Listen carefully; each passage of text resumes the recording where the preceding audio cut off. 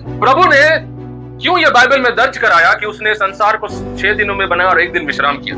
ये बात लिखा क्यों गया बाइबल में? कभी आपने सोचा ये बात? और 7वें दिन वो आराम किया। जब हम पढ़ते हैं इस वचन को कि 7वें दिन परमेश्वर ने आराम किया, हमको लगता है वो थक गया। ऐसे लगता है ना? क्या परमेश्वर थकता है? यशायाह के 40 अध्याय में लिखा है वो ना थकता है ना श्रमित होता है। फिर ऐसा क्यों लिखा कि वो 7वें दिन विश्राम किया?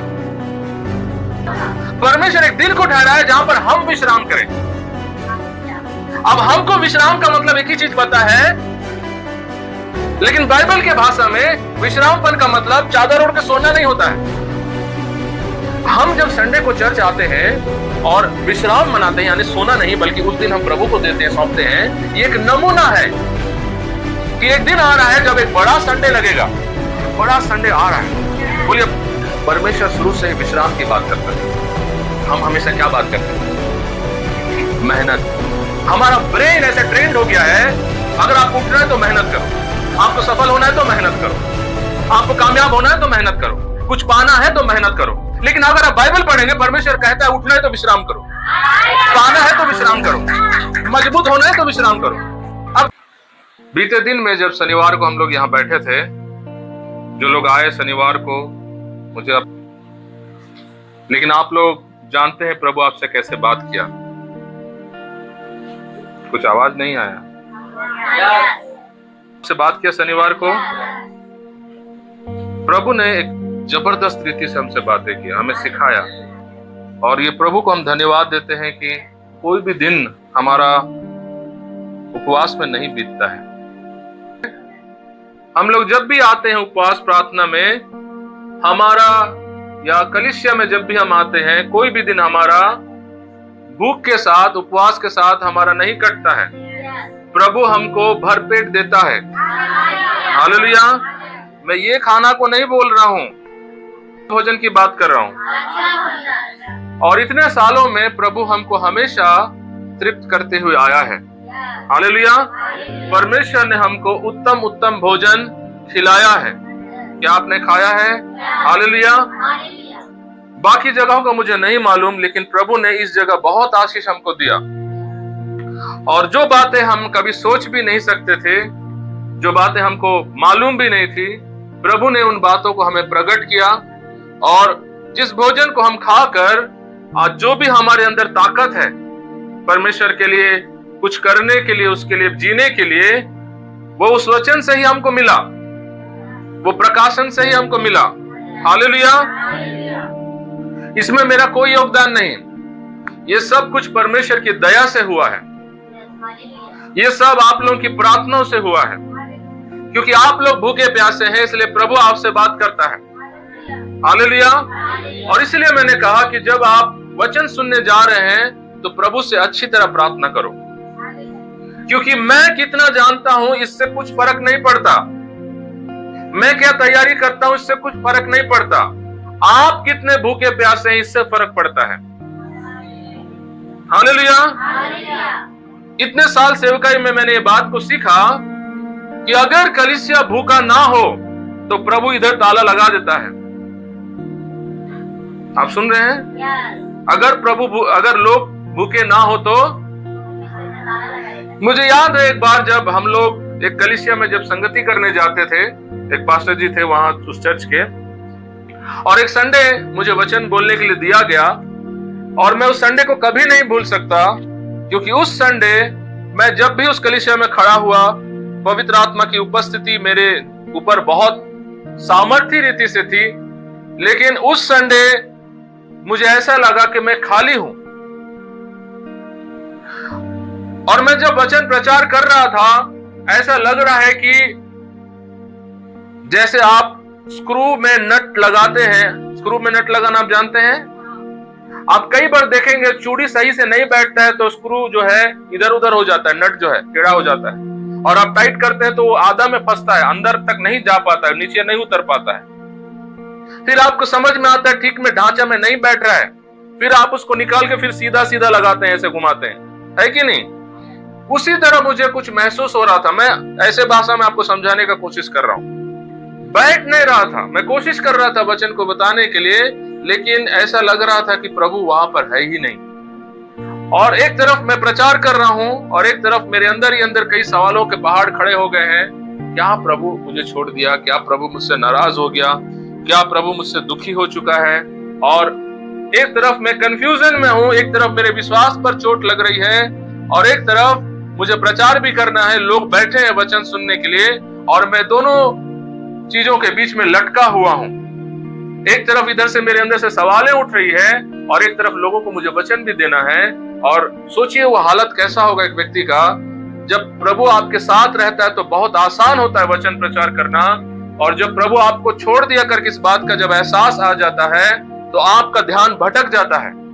आप एक तरफ तड़पते रहते हैं प्रभु का आवाज के लिए, उसके अभिषेक के लिए, और एक तरफ लोगों को आपको देना रहता है वचन, और आपको अगला वचन क्या बोलना है ये आपके माइंड से उतर जाता है, क्योंकि आपका पूरा ध्यान चला गया कि परमेश्वर आपका साथ छोड़ दिया है। कितनों को समझ में आ रहा है मैं क्या बोल रहा हूं? आ रहा है आपको समझ में? और वो पूरा वचन 1 घंटा जो मैंने खड़ा हुआ प्रचार किया, बहुत मुश्किल से मैंने प्रचार किया। हो सकता है वहां पे जो लोग बैठे थे उनको इस बात का एहसास भी नहीं हुआ होगा, लेकिन मुझे पता था मेरे अंदर क्या संघर्ष चल रहा है। और उसके बाद जैसे ही वचन खत्म हुआ, होने के बाद मैं बहुत निराश में था, दुखी में था कि प्रभु मुझसे क्या गलती हुआ जो आप मेरे साथ खड़े नहीं हैं। और फिर आखिरी में मैंने लोगों को जो है, कौन परमेश्वर की आत्मा में भरना चाहता है, पवित्र आत्मा से अपना आप को अभिषिक्त पाना चाहता है करके मैंने ऐसा कुछ बोला। तो कुछ लोग आए आगे प्रार्थना करवाने के लिए, और जब मैंने उनके लिए प्रार्थना किया तो पवित्र आत्मा की उपस्थिति को मैंने फिर से वापस महसूस किया और एक अभिषेक मेरे ऊपर, मैंने सामर्थ को महसूस किया। और जब उस चीज को मैंने महसूस किया, ये मेरे को समझ में नहीं आया कि ये चल क्या रहा है। आपको समझ में आ रहा है क्या चल रहा है? किसको आया समझ में?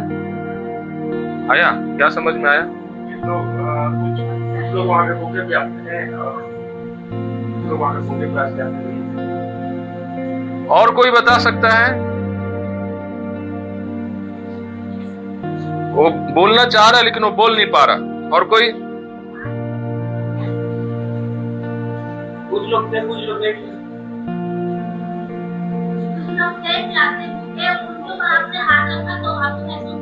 आप समझे? जो लोग आए आगे प्रभु के लिए, जब मैं उनके लिए जब प्रार्थना करने गया तब पवित्र आत्मा जो है मुझे स्पर्श करने लगा और उस अभिषेक को मुझे देने लगा। और तब मुझे ऐसा महसूस हुआ कि प्रभु मेरे करीब में है और प्रभु मुझसे खुश है। और मैं उनके लिए प्रार्थना किया और करने के बाद मैंने परमेश्वर से अंदर ही अंदर उससे बातें करना शुरू किया कि ये प्रभु हो क्या रहा है। जब वचन चल रहा था आप मुझे छोड़ दिए थे और अब ये लोग जो प्रार्थना करने आए तो आप आकर मुझे अभिषेक कर रहे हैं, ये क्या है? और उस समय मैंने एक आवाज सुनी, इस जगह कभी खड़े मत होना, इस जगह कभी। मैंने प्रभु से पूछा कि क्या कारण क्या है, क्यों आप मुझे इधर खड़े होने के लिए मना कर रहे हैं? परमेश्वर ने कहा, लोग न तेरा आदर करते हैं न मेरा आदर करते हैं, इसलिए मैं उनसे बात नहीं करना चाहता। और उस दिन मैंने एक बड़ी सीख को सीखा कि जब तक लोग भूखे प्यासे ना रहे, प्रचारक पर कभी पवित्र आत्मा नहीं आता है। जब तक लोगों के अंदर यीशु के लिए प्यास ना रहे, पास्टर हो या प्रॉफिट हो या प्रेरित हो, प्रभु उसको कभी अभिषेक नहीं करता है। इसलिए यीशु जब नाजरत में गया, वो किसी को चंगा नहीं कर पाया, लिखा है, कुछ लोगों को बस चंगा किया। परमेश्वर का बेटा होकर भी वो नहीं कर पाया, क्योंकि लोग उसका मजाक उड़ा रहे थे। ये तो बड़ाई का बेटा है, ये तो हमारे साथ खेला है, हमने इसको बचपन से देखा है, ये कहां से मसीहा बन गया, ये क्या बड़ा बड़ा उपदेश दे रहा है। आप समझ पाए? वो उसको मसीहा की नजर से नहीं देख पाए, वो उसको आदर नहीं दे पाए, उसका सम्मान नहीं कर पाए, इसलिए पवित्र आत्मा उसको इस्तेमाल नहीं किया। यीशु खुद पवित्र आत्मा पर निर्भर था, वो अपने ताकत से, अपने मर्जी से नहीं करता था। यीशु ने कहा, जो भी दुष्ट आत्मा को मैं भगाता हूं, किसकी सहायता से? हालेलुया। आप समझ रहे हैं, पवित्र आत्मा की सहायता से ही यीशु काम करता था। और जब वो ये नाजरत में गया तो पवित्र आत्मा चला गया उसको छोड़कर, मतलब पूरी तरह नहीं, उसको इस्तेमाल करने के लिए उसको अभिषेक नहीं किया। ऐसा ही होता है जब कलीसिया भूखे प्यासे ना हो और लोग सिर्फ मनोरंजन के लिए चर्च में आए, टाइम पास के लिए चर्च में आए, तो पवित्र आत्मा दुखी होता है। इसीलिए हम आराधना में अपने आप को तैयार करते हैं, इसलिए हम आराधना में अपना ध्यान को केंद्रित करते हैं परमेश्वर की ओर, क्योंकि हम नाना प्रकार की समस्याओं से, संघर्षों से निकलकर अपने परिवार से हम चर्च में आते हैं और हमारा माइंड हमेशा डिस्टर्ब रहता है। किसी ने हमको गाली बका, किसी ने हमको धोखा दिया, किसी ने हमारा हक छीन लिया, किसी ने हमारे साथ नाइंसाफी की है, किसी के साथ हमारे घर पर झगड़ा हो गया है, किसी से हमारी दुश्मनी हो गई है, और ये सारी बातें हमको क्या कर रही है? हम घर में प्रार्थना नहीं कर पाए, हम घर में वचन नहीं पढ़ पाए, हम डिस्टर्ब हैं। लेकिन जब आराधना शुरू होता है, हम अपने आप को तैयार करते हैं। कुम्हार के हाथों में इस मिट्टी को हम दे देते हैं कि आप हमको क्या करिए? पिचकिए, हमको नरम कीजिए, और हम वचन रूपी बीज आने के पहले जमीन तैयार होता रहता है। हालेलुया। आप लोग खेती किसानी वाले लोग हैं, आप लोग जानते हैं जब जमीन सूख जाता है फिर उसमें बारिश का इंतजार करते हैं, पानी आए, मिट्टी गीला हो, नरम हो, फिर उसको क्या करें? आप मिट्टी को जोताई करें, मिट्टी को आप खोदते हैं, उसको नरम करते हैं, हल चलाते हैं, फिर उसमें बीज डालते हैं। हालेलुया। इसीलिए हम आराधना करते हैं ताकि पवित्र आत्मा इस मिट्टी पर हल चलाए, इसको जोते, ताकि बीज गहराई तक जा सके। हालेलुया। जब भी आराधना का समय आता है, इस बात को हमेशा याद रखो, आप तैयार होते हैं बीज को लेने के लिए। आराधना तैयारी का समय है, इसलिए आराधना में हम गाने नहीं गाते हैं। गाना अंताक्षरी है, हम अंताक्षरी नहीं खेल रहे, हम क्या कर रहे हैं? हम तैयारी कर रहे हैं, हम नरम हो रहे हैं। हालेलुया। आप कहीं भी आराधना में बैठिए, चाहे इस चर्च में हो, कोई भी कलीसिया में, ये चीज को हमेशा याद रखें, वचन आने के पहले हम तैयार हो रहे हैं। जो लोग आराधना में अपना ध्यान नहीं लगा पाते हैं, आराधना का समय को जो लोग बर्बाद कर देते हैं, वेस्ट कर देते हैं, आने वाला वचन उनके जीवन में फल नहीं ला पाता है। आने वाला समय जो पवित्र आत्मा आपसे बात करना चाह रहा है, वो आपसे बात नहीं कर पाता है। और कलीसिया में यदि चंद लोग भी रहें जो भूखे और प्यासे हैं, पवित्र आत्मा आता है प्रचारक के ऊपर उन लोगों से बात करने के लिए। लेकिन अगर अधिकतर लोग कठोर हों, भूखे प्यासे ना हों, तो फिर पवित्र आत्मा निराश हो जाता है। जब यह घटना मेरे साथ हुआ उस कलीसिया में, और जब प्रभु ने मुझसे इस तरह बात किया, मैं सोचा ये मेरे मन का वहम हो सकता है, मैं ऐसे ही कुछ सोच रहा हूं करके मैंने सोचा। लेकिन कुछ महीनों सालों बाद मैंने प्रभु की दासी कैथरीन कुलमैन का एक वीडियो देखा। ऐसे ही मैं देख रहा था उनका वचन, और एक वीडियो को मैंने देखा जिसमें प्रभु की दासी जो है प्रचार करते करते वो बंद कर दी प्रचार को, और अचानक पुलपिट के ऊपर अपना सर रखकर रोना शुरू कर दी। सारे कलीसिया, भीड़, हजारों की भीड़ उसको देख रही है, रो क्यों रही है? क्या हो गया इसको? दौरा पड़ रहा है क्या इसको?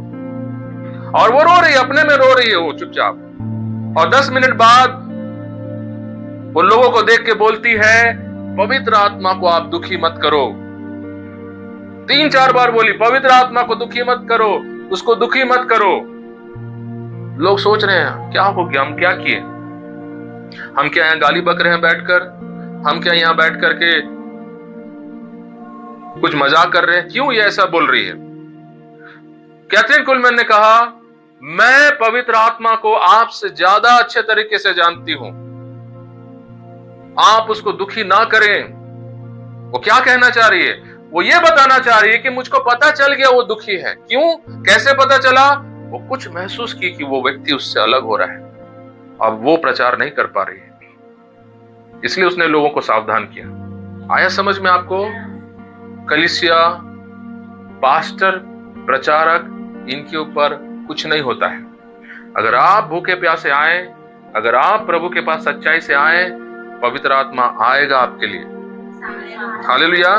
ये समय मेरे लिए नहीं है, मेरा समय मेरा व्यक्तिगत प्रार्थना में होता है प्रभु के साथ। ये समय आपके लिए है। हालेलुया। ये समय यदि पवित्र आत्मा मुझ पर ना आए, मैं त्यागा नहीं गया, आप त्यागे गए हैं। मैं त्यागा गया तब महसूस करूंगा जब व्यक्तिगत मैं बैठूं और वो मेरे पास ना आए। लेकिन ये समय मेरा नहीं, ये समय आपका है। बोलिए एक दूसरे को, ये समय आपका है, इसलिए परमेश्वर का आदर करो, इसलिए अपना मन हृदय उसकी ओर लगाओ। हालेलुया। आप समझ गए, ये सिर्फ इंट्रोडक्शन था, ये वचन नहीं। क्या आप तैयार हैं वचन में जाने के लिए? आपको लगा ये वचन था? ये नहीं था, ये आपको तैयार करने के लिए था। शनिवार को पवित्र आत्मा ने हमसे बहुत सामर्थ्य रीति से बात किया, और इसलिए मैं ये बात बता रहा हूं कि इसमें मेरी कोई भूमिका नहीं, इसमें मेरी कोई योगदान नहीं, क्योंकि कलीसिया भूखा और प्यासा आते हैं और लोग मांगते हैं कि प्रभु हमसे बात कर, इसलिए प्रभु मेरे को देता है आपको देने के लिए। हालेलुया। हालेलुया। को याद है शनिवार का वचन क्या था? वचन यहोवा परमेश्वर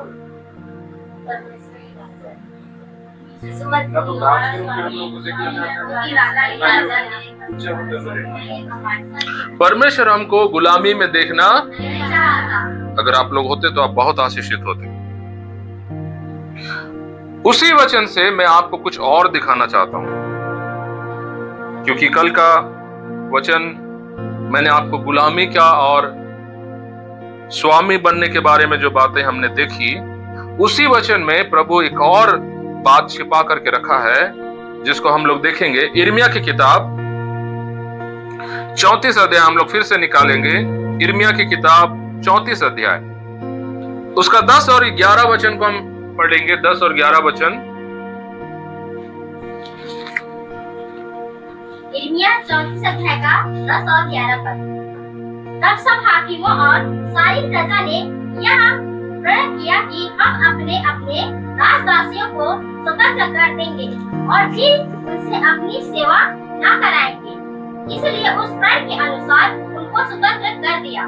परंतु उसके बाद वे फिर गए और जिन दास दासियों को उन्होंने स्वतंत्र करके जाने दिया था, उनको फिर अपने वश में लाकर दास और दासी बना लिया। हालेलुया। क्या किया इजरायलियों ने? यहूदा के लोग, इजरायली लोग, जिनके पास कुछ कुछ लोग काम करते थे उनके दास बन करके, उनको उन्होंने क्या किया? स्वतंत्र कर दिया, यानी उनको छोड़ दिया।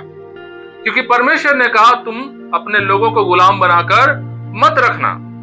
कलीसिया को गुलामी में कभी नहीं रख सकता। और कलीसिया क्या, परमेश्वर खुद अपने लोगों को गुलामी में देखना नहीं चाहता। बोलिए बात अपने पड़ोसी को। हालेलुया। परमेश्वर कलीसिया को गुलामी में देखना नहीं चाहता। परमेश्वर हमको आजादी के लिए बुलाया है। हमको किस लिए बुलाया है? हमको स्वतंत्र होने के लिए बुलाया। बीते दिनों में हमने कलीसिया में वचन देखा, हम स्वतंत्र होने के लिए क्या किए गए? हम स्वतंत्र होने के लिए कौन सी स्वतंत्रता के बारे में बात कर रहा है? हम आजाद होकर दारू पिएंगे, हम स्वतंत्र होकर के फिल्म देखेंगे, ये स्वतंत्रता के लिए बुलाया गया? नहीं। कौन सी स्वतंत्रता के लिए हम बुलाए गए? हम अंधकार के बंधनों से स्वतंत्र होने के लिए बुलाए गए। हम संसार की गुलामी से स्वतंत्र होने के लिए बुलाए गए। हम रीति रिवाजों से, रूढ़िवादियों से स्वतंत्र होने के लिए बुलाए गए। हालेलुया। क्या आप सुन रहे हैं वचन को? अपने पड़ोसी को बोलो, आप कोई गुलामी में नहीं रहना है। तो परमेश्वर ने इजरायलियों को कहा, तुम्हारे देश के जितने भी इजरायली लोग हैं जिनको तुमने अपना दास बना के रखा हुआ है, उनको क्या करो? छोड़ दो। और वे लोग उनको छोड़ दिए। लेकिन कुछ दिनों और महीनों बाद वापस गए और बोले, हमारे घर का काम कौन करेगा? झाड़ू पोछा कौन लगाएगा? हमको अब खुद लगाना पड़ रहा है, हमको खुद बर्तन धोना पड़ रहा है, हमको खुद गायों को नहलाना पड़ रहा है, हम थक जा रहे हैं, चलो चलो उनको वापस ले आते हैं। और उनको वापस ले आए। जिन जिन लोगों को वो लोग रिहा कर दिए थे, उनको क्या किए? वापस ले आए और लाकर उनको फिर से क्या कर लिए? अपना गुलाम बना लिए। प्रभु ने जो बातें कल दिखाई, कलीसिया आप लोग सोचे भी नहीं थे कि ऐसी बातें इस वचन में लिखी गई है। जो लोग नहीं आए वो लोग बहुत खो दिए।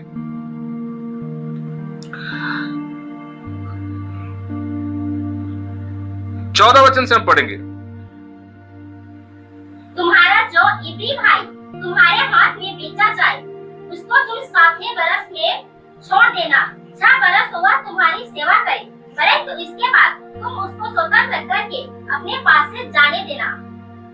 परंतु तुम्हारे पितरों ने मेरी ना सुनी, ना मेरी ओर कान लगाया।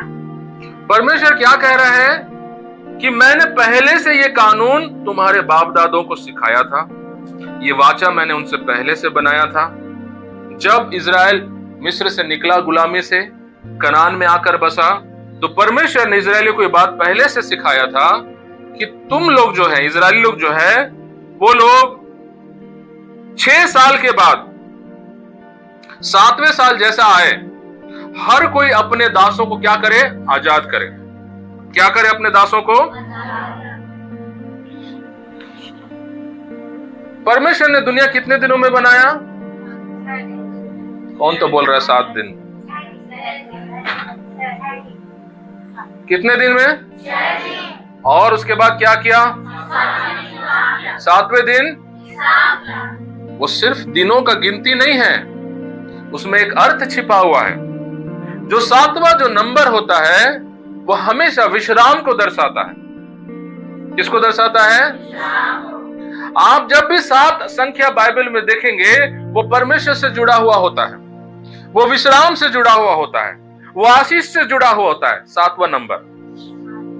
हालेलुया। आप समझे? परमेश्वर ने 7वें दिन को आशीष दिया करके लिखा है। क्या किया? कौन सा दिन था 7वां दिन? विश्राम दिन। बाइबल उसको क्या कहता है? साबत। हम लोग वापस इसमें आएंगे यिर्मयाह में, वहां पर कुछ मार्कर रख लीजिए। लेव्य व्यवस्था का 23 अध्याय निकालिए। लेव्य व्यवस्था 23 अध्याय, उसका हम लोग 3 वचन को पढ़ेंगे।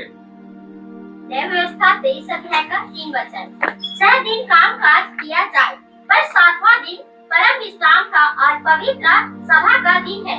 उसमें किसी प्रकार का काम काज न किया जाए। वह तुम्हारे सब घरों में यहोवा का विश्राम दिन ठहरे। आप समझे? वो कौन सा दिन ठहरे? 7वां दिन विश्राम दिन ठहरे। अब नीचे मत देखिए बाइबल, अब इधर देखिए, मैं आपसे बात कर रहा हूं। विश्राम दिन किसका है? परमेश्वर का। विश्राम दिन किसका है? परमेश्वर ने 7वां दिन ठहराया ताकि उस दिन कोई काम ना हो। 7वें दिन, 7वें दिन हम सारे कामों से आजाद हो करके अपने आप को पूरी तरह परमेश्वर को दे पाए। यह बाइबल का कानून है। लेकिन हम लोग अपने लिए उसको क्या कर लिए? मॉडिफाई कर लिए, उसको अपने लेवल में ले आए। हम लोग 7वां दिन काम करते हैं और सिर्फ 2-3 घंटों के लिए हम चर्च जाते हैं और उसके बाद फिर अपने काम में लग जाते हैं। लेकिन बाइबल के हिसाब से वो पूरा दिन हम उसको देना चाहिए। बाइबल नहीं बोलता है कि 3 घंटे यहोवा के हैं परमेश्वर के, वो बोलता है वो पूरा दिन उसका है। बाइबल में आपका लिखा है दिन करके कि घंटे करके लिखा है? दिन। क्या है? 6 दिन परमेश्वर हमको दिया, 1 दिन वो अपने लिए रखा। और इस बात को, ये सिर्फ पुराना नियम का बात ही नहीं है, इस बात को नया नियम में भी माना जाता था, जिसको हम देखते हैं लूका रचित सुसमाचार 4 अध्याय। निकालिए लूका रचित सुसमाचार 4 अध्याय। लूका रचित नया नियम है कि पुराना नियम है? नया नियम है। तो नया नियम हम देखेंगे लूका का 4 अध्याय, उसका 16 वचन। लोग बोलते हैं ये जो विश्राम दिन है, सबत है, सिर्फ पुराने नियम में था, नए नियम में नहीं है। पढ़िए 4 का 16 वचन को। फिर वह नासरत में आया। कौन है वह? यीशु मसीह। ये यीशु मसीह के बारे में लिखा गया है। पढ़िए सिस्टर। जहाँ पला पोसा गया था और अपनी रीति के अनुसार सब्बत के दिन आराधनालय में जाकर पढ़ने के लिए खड़ा हुआ। सुने आप लोग, यीशु मसीह सबत के दिन कहाँ गया? आराधनालय। मतलब आज के दिन में क्या कहलाता है? कलीसिया, चर्च। कौन गया चर्च? कब गया? आप समझ गए? आपका प्रभु, आपका स्वामी चर्च नहीं छोड़ा। आप क्या कर रहे हैं? लेना आज काम है बहुत, आज नहीं जाबो। लिखा जैसे उसकी रीति थी। बाइबल में लिखा है आप कैसे? उसकी क्या थी? क्या होता है? रीति थी, उसका आदत। यीशु का आदत था संडे को कलीसिया जाना, विश्राम दिन में चर्च भवन। बोलिए बात अपने पड़ोसी को। किसका आदत था भाई? बोलो अपने पड़ोसी को, आप भी अपना आदत बना लो। आप यीशु से बढ़कर हैं? कोई है यहाँ यीशु से बढ़कर? यीशु जैसा हमको बनना है। हम किसके जैसे बन रहे हैं? हम कई बार बोलते हैं वो तो नहीं जाते चर्च, वो आज रुक गए, महू रुक जा। आप उसके जैसा बन रहे हो? आप यीशु के जैसा बनना है। प्रेरितों का किताब 17 अध्याय 2 वचन को हम पढ़ेंगे। प्रेरितों का 17 अध्याय का 2 वचन। प्रेरितों का काम 17 अध्याय 2 वचन। पौलुस अपनी रीति के अनुसार उनके पास आ गया और 3 सप्ताह के 3 पवित्र शास्त्रों से अनेक साल वाद विवाद किया। क्या किया पौलुस ने? 3 सप्ताह, 3 साबत, 3 विश्राम दिन वो कहाँ था? कलीसिया चर्च में था और लोगों से वचनों से उनको सिखाता था जैसे उसकी, आप समझे? बोलिए सब लोग, जैसे उसकी रीति थी। क्या है इसका मतलब? किसका? प्रेरित पौलुस का आदत था। प्रेरितों में किसके बारे में लिखा है? यीशु के बारे में नहीं, पौलुस के बारे में लिखा है। प्रेरित पौलुस का आदत था कहां जाने का? Sunday church. यीशु का आदत था संडे कहां जाने का? आपका आदत है कि नहीं? अगर आपका आदत नहीं है तो ना आप यीशु जैसे हैं ना उसके चेलों जैसे हैं। आप समझ गए? अपना ये आदत को सुधार लो। परमेश्वर का बेटा को जरूरत है चर्च जाना। जिसने कलीसिया को बनाया, जो आपको सिखाया, वो कौन है? वो जा रहा है चर्च। ये बात को थोड़ा बैठाओ, यहां पर समझने का कोशिश करो। बोलिए अपने पड़ोसी को, थोड़ा समझने का कोशिश करो।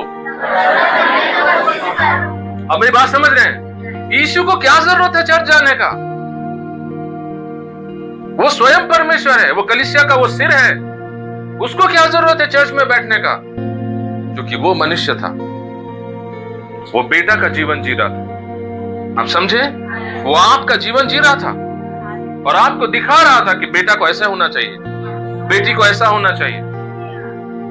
प्रभु का इतना महान दास प्रेरित पौलुस, जो ज्ञान और दर्शनों से भरा हुआ, प्रभु का चुना हुआ, जिसको दर्शन देके प्रभु ने बुलाया अपने राज्य में, उसको क्या जरूरत है चर्च में बैठने का? नम्र बनो। हालेलुया। आपका काम 6 दिन के लिए है, 7वां दिन के लिए नहीं। 7वां दिन विश्राम दिन है। मैं ये जो आपको सिखा रहा हूं ना, स्टार्टर है।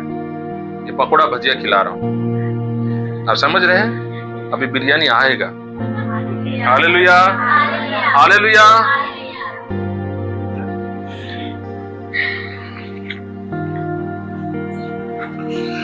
प्रभु ने क्यों ये बाइबल में दर्ज कराया कि उसने संसार को 6 दिनों में बनाया और 1 दिन विश्राम किया?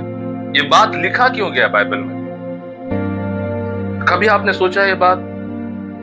प्रभु ने संसार को बना दिया, पक्षियों को बना दिया, आकाश को बना दिया, जानवरों को बना दिया, ऐसा क्यों नहीं लिखा गया? पहले दिन ये, दूसरे दिन ये, तीसरे दिन ये और 6वें दिन मनुष्य को, और 7वें दिन वो आराम किया। जब हम पढ़ते हैं इस वचन को कि 7वें दिन परमेश्वर ने आराम किया, हमको लगता है वो थक गया। ऐसे लगता है ना? क्या परमेश्वर थकता है?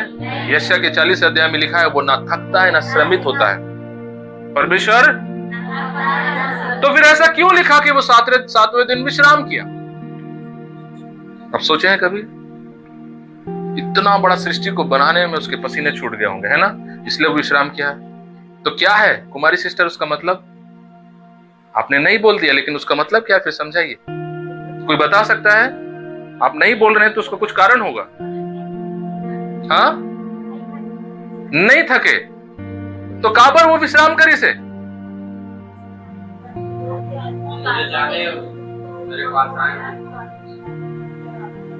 परमेश्वर विश्राम नहीं किया, उसने एक दिन को विश्राम करके उसने घोषणा किया। वो अपना विश्राम नहीं लिया। सुनिए बहुत ध्यान से। परमेश्वर सृष्टि की रचना करने के बाद उसने एक दिन विश्राम करके घोषणा किया।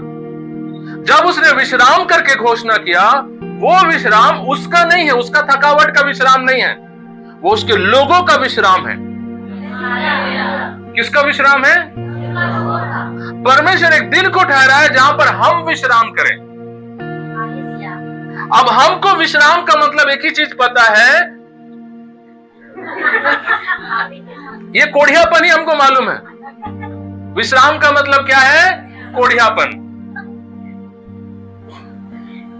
लेकिन बाइबल के भाषा में विश्रामपन का मतलब चादर ओढ़ के सोना नहीं होता है। आप समझे? हेलो, आपको सुनाई दे रहा है? विश्राम का मतलब क्या है? हम लोग इब्रानियों की किताब निकालेंगे। इब्रानियों की किताब 4 अध्याय। इब्रानियों की किताब 4 अध्याय, उसका 9 से हम लोग 11 तक पढ़ेंगे। इब्रानियों की किताब 4 अध्याय का 9 से 11 तक। अतः जान लो कि परमेश्वर के लोगों के लिए सब्बत का विश्राम बाकी है, क्योंकि जिसने उसके विश्राम में प्रवेश किया है उसने भी परमेश्वर के समान अपने कामों को पूरा करके विश्राम किया है। अतः हम उस परिश्रम में प्रवेश करने का प्रयत्न करें, ऐसा न हो कि कोई जन उनके समान आज्ञा न मानकर गिर पड़े। आपने सुना, इब्रानियों को लिखने वाला कहता है जिस तरह परमेश्वर ने 7वें दिन विश्राम में प्रवेश किया, वैसे परमेश्वर ने एक विश्राम का दिन रखा है। परमेश्वर ने क्या किया है? एक विश्राम दिन रखा है। 9 वचन को पढ़ेंगे फिर से। अतः जान लो कि परमेश्वर के लोगों के लिए सब्बत का विश्राम बाकी है। सब्बत का विश्राम बाकी है। तो क्या आज सब्बत का विश्राम नहीं है? ये सब्बत का विश्राम नहीं है। असली सब्बत का विश्राम है उसका घर में जाना। हालेलुया। परमेश्वर के राज्य में प्रवेश करना, यह होता है असली सब्बत का विश्राम। आप इस बात को आप जोड़ने का कोशिश कीजिए। 7वें दिन परमेश्वर ने जो विश्राम की बात की है, वो हमको चादर ओढ़ के सोने का विश्राम की बात नहीं की है। जगत के आरंभ से ही आदम हव्वा को बनाते समय ही परमेश्वर ने इस बात की घोषणा कर दी, एक विश्राम है। आप नहीं समझ पा रहे। परमेश्वर जब 6 दिन में सृष्टि की रचना की और 7वें दिन उसने आशीषित किया, आपके नजर में 7वां दिन को आप देख रहे हैं। परमेश्वर 7वां दिन को नहीं देख रहा है, वो उसके राज्य में घुसने का दिन को देख रहा है।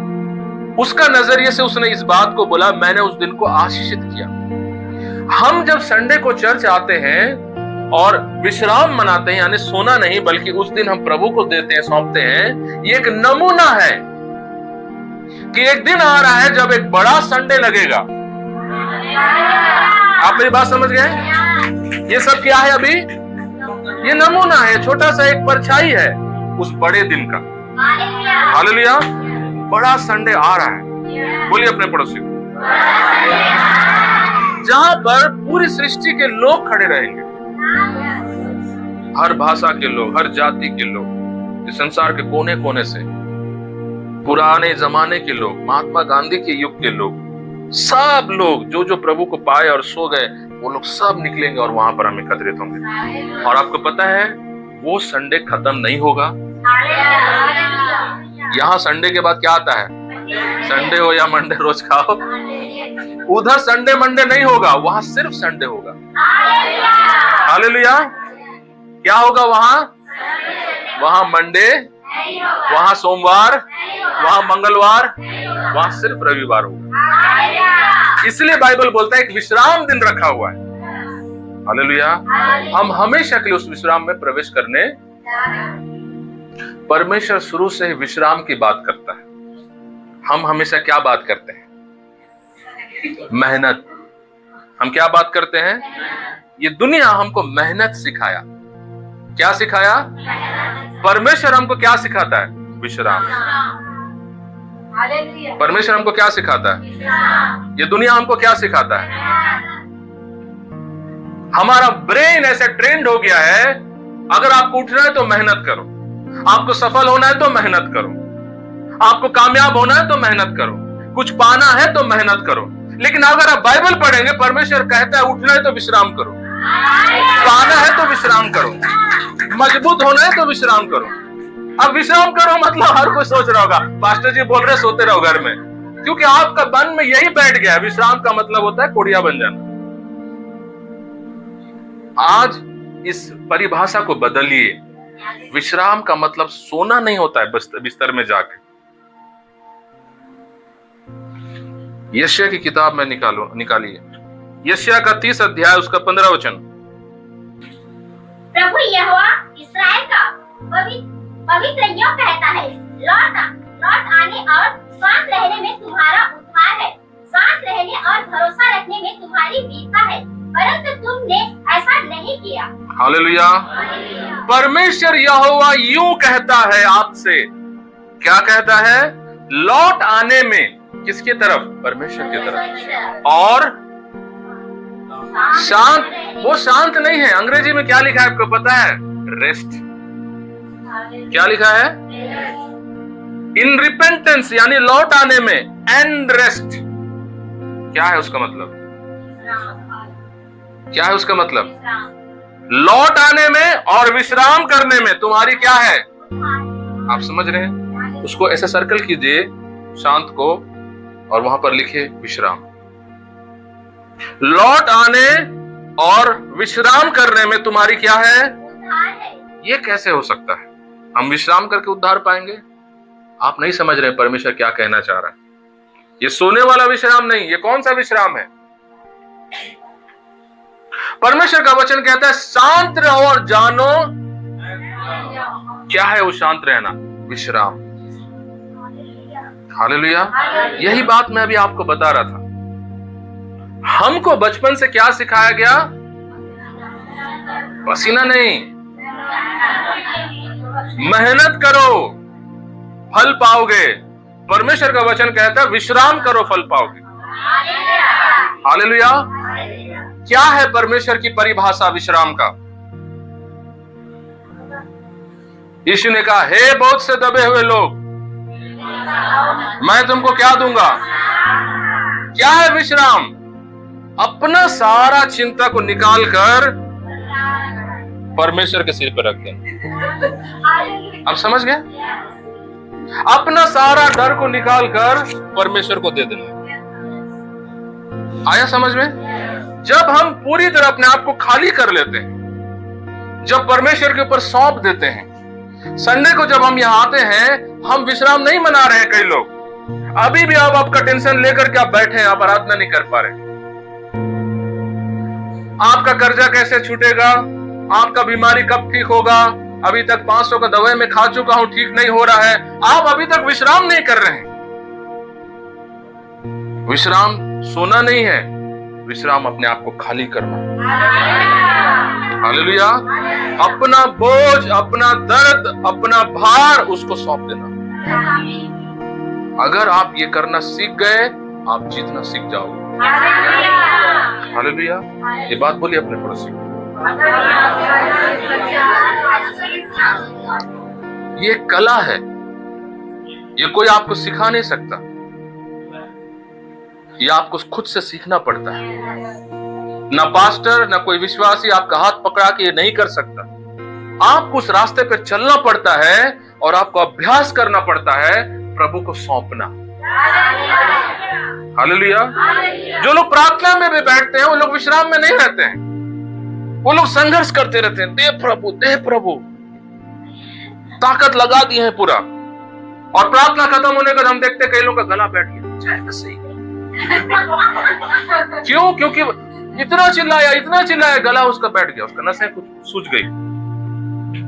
प्रार्थना विश्राम का जगह है। प्रभु के साथ जब आप बैठते हैं, वो विश्राम का जगह है। जब आप चर्च आते हैं, वो विश्राम का जगह है। विश्राम का मतलब होता है सरेंडर। हालेलुया। क्या है विश्राम का मतलब? सौंप देना प्रभु। जब हम उस विश्राम में प्रवेश होंगे, वहां पर हमारे ऊपर कोई चिंताएं नहीं होंगी, वहां पर हम पर कोई बोझ नहीं होगा। हालेलुया। लेकिन उस बड़े विश्राम का एक नमूना इस दुनिया में हम जी रहे हैं। हम हर संडे जब कलीसिया आते हैं, हम विश्राम में आ रहे हैं। आज से इस चीज का अभ्यास करना शुरू करिए। जब आप कलीसिया में आए, आप क्या करें? विश्राम में आइए। जाने यहां पर यीशु है आपका। जानिए यहाँ पर वो परमेश्वर की आत्मा है, जानिए कि वो आपको देख रहा है। उसने बोला जब 2 या 3 मेरे नाम से एकत्रित होंगे मैं रहूंगा। ये अभ्यास करो आप। आपको क्या कोई फिल्म वीडियो बना के दिखाएगा इस चीज को? ये बात आपको विश्वास करना है। धर्म विश्वास से जीवित रहता है। हालेलुया। और आप इधर आते ही इसको उसको देखना, कौन क्या कपड़ा पहना है, कैसे सजा हुआ, ये सब छोड़ दो। विश्राम का आनंद लो। ये समय कुछ देर बाद खत्म हो जाएगा, फिर आप घर जाओगे और टेंशन आपका इंतजार कर रहा है, फिर सारी समस्याएं आपके लिए खड़ी है। ये समय है आपका आजादी होने का। हालेलुया। यहाँ पर विश्राम करो और उस विश्राम को लेकर अपने घर में जाओ। हालेलुया। इसलिए जो लोग संडे कलीसिया आते हैं ना, वो लोग आत्मिक जीवन में उन्नति पाते हैं। लेकिन जो लोग संगति से दूर रहते हैं, वो कभी विश्राम का मजा नहीं पा पाते। उनके ऊपर बोझ बढ़ते रहता है, बढ़ते रहता है, बढ़ते रहता है। लेकिन जैसे आप कलीसिया आते हैं संडे को, आपका सारा बोझ आप चला जाता है प्रभु पर। आप हल्का होकर घर जाते हैं और फिर अगला संडे आते तक फिर आप पर बोझ बढ़ जाता है। फिर आप आते हैं, फिर सब कुछ वहां पर अनलोड कर देते हैं, प्रभु को सौंप देते हैं, फिर खाली होकर फिर चले जाते हैं घर। लेकिन वो व्यक्ति जो 3 संडे से गायब है, जो 1 महीना से गायब है, उसके ऊपर पहाड़ बन चुका है। आ रहा है समझ में? क्या बन चुका उस पर? जब पहाड़ बन गया, अब वो दब गया नीचे पूरा। अब प्रभु पर यकीन नहीं कर पा रहा है, परमेश्वर से प्रेम नहीं कर पा रहा है, क्योंकि चिंताओं का पहाड़ उसको दबा दिया है पूरा नीचे। भूख नहीं है प्रभु के लिए, प्यास नहीं है प्रभु के लिए, क्योंकि वो दब गया है पहाड़ों के नीचे। दिन रात सोच रहा है क्या करूं, कैसे पैसा कमाऊं, कैसे इधर जाऊं, कैसे वो जमीन खरीदूं, कैसे ये घर बनाऊं, कैसे मेरा बहन का शादी कराऊं, कैसे मेरे बेटी के स्कूल में एडमिशन कराऊं। वो पहाड़ बढ़ते जा रहा है, उसको दबाते जा रहा है। प्रभु की तरफ उसका नजर उठ नहीं पा रहा है, क्योंकि जब संडे था उसका हल्का होने का, वो आया नहीं। ये विश्राम है। हालेलुया। मैंने आपको यिर्मयाह से क्या दिखाया?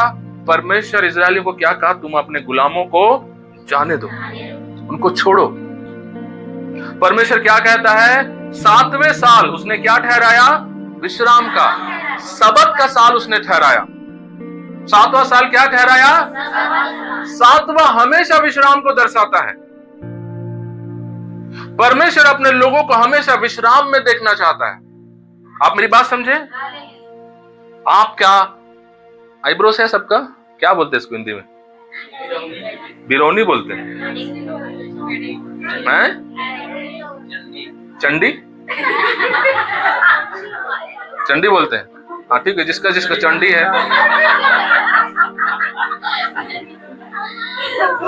आईब्रो है ना? आईब्रो समझ रहे हैं आप लोग? छत्तीसगढ़ी में आईब्रो, ठीक है?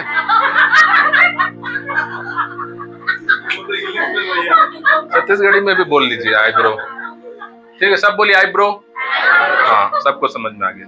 अब आईब्रो को उठाइए, ऐसे कीजिए, उठाए सब लोग। ये क्या है? ये बोझ है। आप समझ गए? ये जो लकीरें पड़ रही है ना, ये नहीं देखना चाहता है परमेश्वर। आप समझे? ये बात बोलिए अपने परमेश्वर, अपने पड़ोसी को। आपका माथा चिकना रहना चाहिए। कैसे रहना चाहिए? आपको जब अंधेरे में कोई चीज दिखता नहीं, आप कैसे देखते हैं? ऐसे देखिए, ऐसे। चलिए, ऐसे कीजिए, ऐसे। हाँ, आप समझ रहे हैं? ये क्या है? ये फ्रस्ट्रेशन है, तनाव। क्या है ये? ये ऐसे प्रभु आपके चेहरे में नहीं देखना चाहता। 2 चीजें वो नहीं देखना चाहता। कैसे? ऐसे और ऐसे। बोलिए, चलिए आप करिए। कई लोगों का ये हो नहीं रहा है, ऐसे ऐसे हो रहे हैं। छुप रहे हो क्या आप लोग? फिर भगाना पड़ेगा। ये शकल परमेश्वर देखना नहीं चाहता है। आप समझ गए? वो आपका चेहरा को न्यूट्रल देखना चाहता है। ये हमको मालूम नहीं, कलीसिया को मालूम नहीं, क्योंकि बचपन से हमारा परवरिश हुआ, हमारा चेहरा हमेशा ऐसे रहे। कई बार आप दुकानों में जाते हैं, बड़े बड़े पैसे वाले दुकान, सेठ महाराज बैठे हैं, उनका शकल में कोई आनंद नहीं। लेना है तो ले, तो जा, ऐसा बोल देंगे। क्या कारण है? विश्राम नहीं है उनके जीवन में, नहीं है विश्राम। और हम भी वैसे ही बनते जा रहे हैं, कलीसिया भी वैसे ही बनते जा रहा है। आप समझे? परमेश्वर ने कहा शांत रहो, शांत रहो। बोलिए अपने पड़ोसी को, और जानो वो है खुदा। आप ऐसे में कभी उसको नहीं जान पाएंगे, आप ऐसे में कभी उसको नहीं जान पाएंगे। आप शांत रहेंगे तभी उसको जान पाएंगे। हालेलुया। आप जब आराधना करने आते हैं, पवित्र आत्मा का हुजूरी को आप पाना चाहते हैं, आप ऐसे रहेंगे तो नहीं पा पाएंगे। आपको शांत होना पड़ेगा। कौन आपका खिलाफ में क्या कर रहा है, आपका क्या नुकसान हो गया, कितना आपका लोग लूट के ले गए, तो सबको फेंकना पड़ता है पवित्र आत्मा की उपस्थिति को पाने। शांत रहो, जानो मैं। हालेलुया। और आप जब भी शांत रहेंगे, एक व्यक्ति को हमेशा जलन होता है, उसका बदन में मिर्चियां चापने लगती है उसको। पता है कौन है वो? हाँ, आप लोग बहुत समझदार हैं। वो हमेशा आपका चेहरे पर टेंशन देखना चाहता है। क्या देखना चाहता है? परमेश्वर आपको किस में रखना चाहता है? विश्राम। किस में रखना चाहता है? इसलिए उसने इजरायलियों को कहा, शनिवार के बाद में बता रहा था कि अगर तुम्हारे बीच में कोई व्यक्ति गरीब हो जाए, उसका धंधा चौपट हो जाए, या कोई भी कारण से वो गरीबी में आ जाए और वो आकर तुम्हारा दास बनना चाहे और तुम्हारे घर में काम करे और तुमसे पेमेंट ले अपना घर चलाने के लिए, तो तुम उसको रखो, लेकिन दास बनाकर नहीं, मजदूर बनाकर रखो। हालेलुया। उस पर जबरदस्ती मत करो, उस पर दबाव मत डालो। हालेलुया। ये दबाव डालना हमेशा शैतान का काम होता है। परमेश्वर का आत्मा कभी दबाव नहीं डालता है। किसी का लाइफ को कंट्रोल करने का कोशिश मत करो, उनको आजादी रखो, उनको आजादी दो। ये शैतान का काम होता है, लोगों का लाइफ को कंट्रोल करना।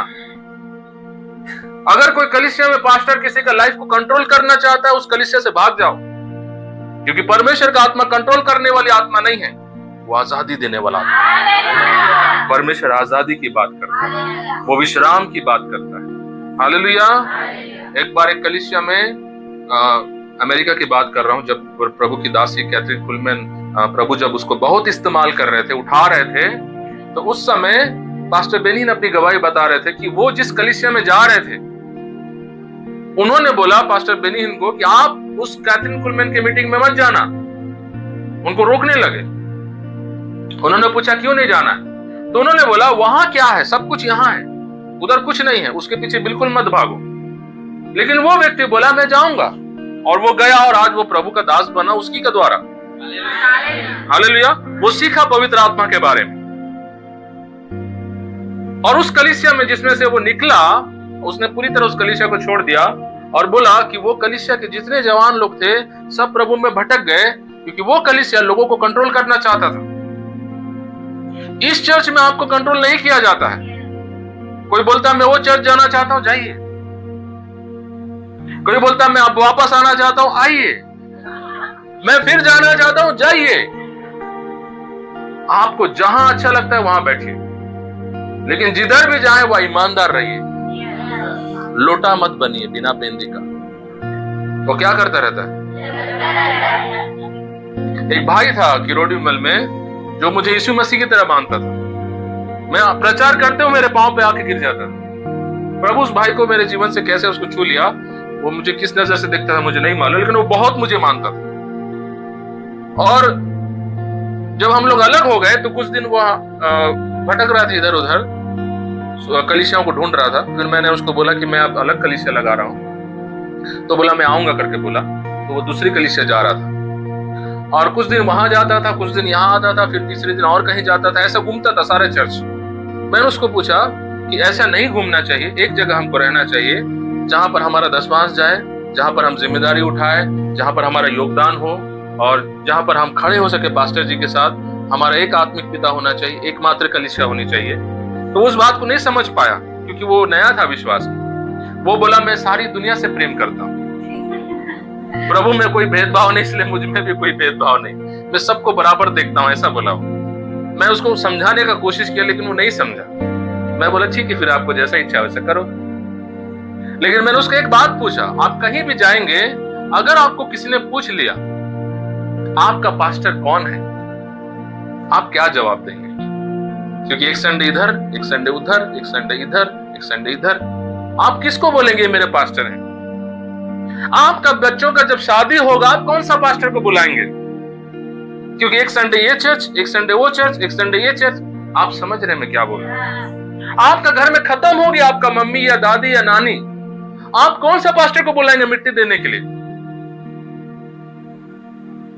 आप जिस पास्टर को भी बुलाएंगे वो बोलेंगे आप तो मेरे कलीसिया के नहीं है, वो भी बोलेगा मेरे कलीसिया के नहीं है, आप तो उधर जाते थे। आप मेरी बात समझे? हमको एक जगह रहना है। ये बात अलग है कि अगर हमारा कोई कलीसिया बंद हो गया, जैसे अभी सिस्टर भाई लोग इनका कलीसिया उधर बंद हो गया, आप कहीं और संगति आ गए, या आप गांव गए हैं कहीं काम करने और वहां आसपास कोई कलीसिया आप चले गए, वो बात अलग है, मैं उसको नहीं जोड़ रहा। लेकिन आपका पास मौका रहते हुए भी आप एक कलीसिया में नहीं, मैं उसकी बात कर रहा हूं। मेरी बात आप समझ पा रहे हैं? अभी कई लोग सरकारी नौकरी करते हैं प्लांट में, उनका ट्रांसफर हो गया, तो जहां वो ट्रांसफर हो गया, क्या वो वहां से इधर आ पाएंगे? नहीं आ पाएंगे। तो वहां आसपास में चर्च ढूंढेंगे, वो सही है, वो गलत नहीं है। लेकिन आप जब एक जगह रहते हैं फिर भी एक जगह स्थिर नहीं है, वो गलत है। प्रभु हमको विश्राम में रखना चाहता है। हालेलुया। कलीसिया विश्राम का जगह है, प्रभु का राज्य विश्राम का जगह है। इसलिए परमेश्वर ने अपने लोगों को कहा, मेरे लोगों को गुलामी में मत रखना, उन पर कंट्रोल मत करना, उनको दबाव में मत रखना। 6 साल तक वो तुम्हारे घर में काम करेंगे, सेवा करेंगे, लेकिन जैसे 7वां साल आए तुम उनको क्या करना? रिहा कर देना। क्या करना? इस बात में आप परमेश्वर का हृदय को जानने का कोशिश करो। वो आपको आजाद करना चाहता है। हालेलुया। वो आपको किसी की गुलामी में नहीं देखना चाहता, न मनुष्य की गुलामी में, न सरकार की गुलामी में, न समाज की गुलामी में, न आपके परिवार के लोगों की गुलामी में। वो सिर्फ और सिर्फ आपको एक ही गुलामी में देखना चाहता है, उसकी गुलामी। इसलिए पौलुस कहता है, मैं मसीह यीशु का बंधुआ दास हूं। उसकी पत्रिकाओं में पहला लाइन उसी से वो शुरू होता है, मैं उसका बंधुआ दास, उसका सेवक, उसका गुलाम। अपने पड़ोसी को बोलो, यीशु के सिवा किसी का गुलाम मत बनो। Hallelujah, hallelujah.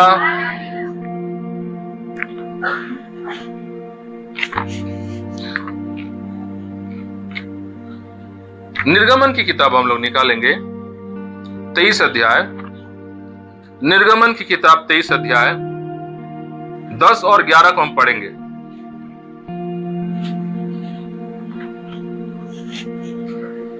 वर्ष तो अपनी भूमि में बोना और उसकी उपज इकट्ठी करना, परंतु 7वें वर्ष में उसको बढ़ती रहने देना और वैसा ही छोड़ देना, तो तेरे भाई बंधुओं में के दरिद्र लोग उससे खाने पाए, और जो कुछ उनसे भी बचे वह बदल पशुओं के खाने के काम में आए।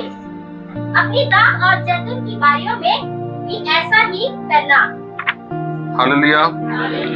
परमेश्वर ये बात इस्राएलियों को सिखा रहा है कि तुम क्या करना, 6 साल अपने खेतों की जुताई करना, फसल लगाना, मेहनत करना, लेकिन 7वें साल को तुम क्या करना, उसको खाली छोड़ देना, विश्राम। 7वें साल कोई खेती किसानी नहीं करना, उसको खाली छोड़ देना। हम लोग लेवी व्यवस्था का 25 अध्याय में आएंगे। 7वें साल परमेश्वर ने जब उनको बोला तुम खाली छोड़ देना, तो फिर वो लोग खाएंगे क्या? ये सवाल हमारे मन में आता है।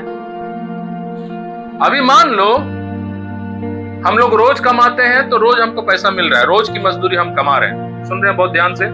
एक व्यक्ति है जो रोज काम पे जा रहा है, तो उसको रोज पैसे मिल रहे हैं, और रोज जो कमाता है उससे उसका घर चलता है। एक दिन भी अगर वो काम में ना जाए तो उसका घर नहीं चल सकता। एक उदाहरण मैं बता रहा हूं, ऐसा कई हमारे बीच में होते हैं। तो मानिए संडे को भी, ये विश्राम दिन को, जिस दिन कलीसिया है, संगति है, आप उसको बोलेंगे आज मत जाओ, तो बोलेगा आज मुझे खाना कौन देगा? इजरायली लोगों को भी जब परमेश्वर बोला कि 6 साल तुम खेती किसानी करो, फसल लगाओ, सब कुछ खाओ, लेकिन 7वें साल पूरा साल 12 महीने एक ठो भी पौधा मत लगाना, विश्राम। 7वां साल तो साल भर वो लोग क्या खाएंगे? पिछले साल का भाजी लोग क्या सड़ेगा नहीं? एक साल तक रहेगा? कितना वो लोग बचत करेंगे? उस समय फ्रीज था क्या? उस समय आधुनिक टेक्नोलॉजी थी जैसे आजकल है? एक साल तक कोई खेत नहीं जा रहा है, कोई फसल नहीं लगा रहा है, ना आलू निकल रहे हैं, ना प्याज निकल रहा है, ना टमाटर फल रहे हैं, ना गोभी दिख रहा है। ठंडी का मौसम आया चला गया, ना सेमी ना गोभी, कुछ नहीं बना, खाली है जमीन। गर्मी का मौसम आया, भिंडी नहीं फला, आलू नहीं फला, प्याज नहीं फला, जमीन खाली है। खाएंगे क्या लोग? आप सुन रहे हैं? आपकी चिंता है, मैं चट जाऊंगा, मैं प्रभु के लिए दूंगा, मेरा घर कैसे चलेगा? नामधारी विश्वासी लोग ऐसा बहुत बोलते हैं, मैं बचपन में बहुत सुना हूं। कर्म कर, कर्म भगवान है बोलते हैं लोग। कर्म क्या है? कर्म भगवान है, कर्म को पहले समय दो। ये संसार का भाषा है, लेकिन ये बाइबल की भाषा है नहीं। बाइबल की क्या भाषा है? निकाले लेवी व्यवस्था 25 अध्याय निकालिए, 20 वचन को पढ़िए। और यदि तुम कहो कि 60वें वर्ष में हम क्या खाएंगे, न तो हम बोएंगे न अपने खेत की उपज इकट्ठा करेंगे। आप सुन रहे हैं? लोग सवाल पूछ रहे हैं परमेश्वर से। 7वां साल आपने बोल दिया छोड़ दो काम, खाएंगे क्या? किस्ती पटाएंगे कैसे? कैसे पटाएंगे भगत भैया? कैसे करेंगे काम? घर ला छोड़ के चल दे, वो ताला लगा के, चोर घुस जाई। कितने बहाने, कितनी समस्याएं। अरे मेरे बेटी आया है गांव से, दामाद भी आया है, छोड़ के चले जाएंगे, उनको कौन देगा चाय पानी? आप सुन रहे हैं? हमारे पास बहुत समस्याएं हैं 7वें दिन को विश्राम में देने के लिए। प्रभु जब विश्राम की बात किया, वो आपको ऐसे ही हवा में नहीं बोला, वो आपके लिए कुछ सोच के बोला। आप सुन रहे हैं? परमेश्वर ने जब लोगों ने उसको पूछा कि 7वें साल हम विश्राम करेंगे, हम कोई काम नहीं करेंगे, संडे दिन भर हम प्रभु को देंगे, तो हमारा घर चलेगा कैसे? मेहमानों की पहुनाई होगी कैसे? घर का रखवाली करेगा कौन? परमेश्वर ने उत्तर दिया। उसके बाद पढ़िए। तो जानो कि मैं तुमको छठे वर्ष में ऐसी आशीष दूंगा। क्या करूंगा? छठी वर्ष में आशीष दूंगा तुमको। हालेलुया। छठी वर्ष में तुमको जानो। परमेश्वर अपने लोगों को कहता है, जानो तुम मेरे लिए मेरी बात को मानोगे तो मैं तुमको खाली नहीं रखूंगा। परमेश्वर का वचन कहता है, दाऊद ने कहा भजन संहिता, मैं बचपने से आज बुढ़ापे में आ गया, लेकिन मैंने किसी को, परमेश्वर के लोगों को हाथ फैलाते हुए नहीं देखा, ना उसके बच्चों को भीख मांगते देखा। परमेश्वर कहता है जानो। पढ़िए वो सिस्टर उस वचन को फिर से। तो जानो कि मैं तुमको छठे वर्ष में ऐसी आशीष दूंगा कि भूमि की उपज 3 वर्ष तक काम आएगी। हालेलुया। आप समझे? आप बोल रहे हैं 7वें साल में कैसे, 7वें दिन कैसे करूंगा? प्रभु बोलते तू एक दिन सोच रहे मैं तेरे को 3 दिन आशीष दूंगा। हालेलुया। जब आप प्रभु के लिए जीने वाले बन जाते हैं, जब उसको चढ़ाने वाले बन जाते हैं, जब उसके लिए दौड़ने वाले बन जाते हैं, प्रभु आपका भविष्य को संवारता है। वो सिर्फ आपका वर्तमान रविवार को आशीषित नहीं करता है, वो आपका आने वाला सोमवार और मंगलवार को भी आशीषित करता है। ये है परमेश्वर। आप मेरी बात समझ गए? कितनों को समझ में आया? अपने पड़ोसी को पूछिए, थोड़ा समझ में आई से? Hallelujah, hallelujah. हम सोच रहे हैं संडे को चर्च चले जाएंगे, काम छोड़कर, पढ़ाई छोड़कर, वो छोड़कर, ये छोड़कर, ये कौन देखेगा, वो कौन करेगा, ये कैसे होगा, वो कैसे होगा? प्रभु बोलता है मैं पहले से तुझे आशीष कर दूंगा। हालेलुया। आपका प्रभु किसी का कर्जदार नहीं रहता है। हालेलुया। आप उस पर कर्जा नहीं रख सकते कि मैं तौर पर करे हूं, देख ले। वो आपको कर्जा में डाल देगा। वो बोला तू एक दिन मेरे लिए करेगा, मैं तेरे को 3 दिन का आशीष दूंगा। हालेलुया। प्रभु के लिए जो लोग बढ़ते हैं आगे, वो लोग हमेशा आशीषित होते हैं। विश्राम दिन को हल्के में मत लो, प्रभु का भवन को हल्के में। ये बहुत बड़ा प्रभु के राज्य में मायने रखता है। इसको बंद करने के लिए शैतान लगा हुआ है। आपको पता है, कुछ सिस्टर लोग जो आए हैं उनके एरिया में बंद हो गया, रायगढ़ में बंद है।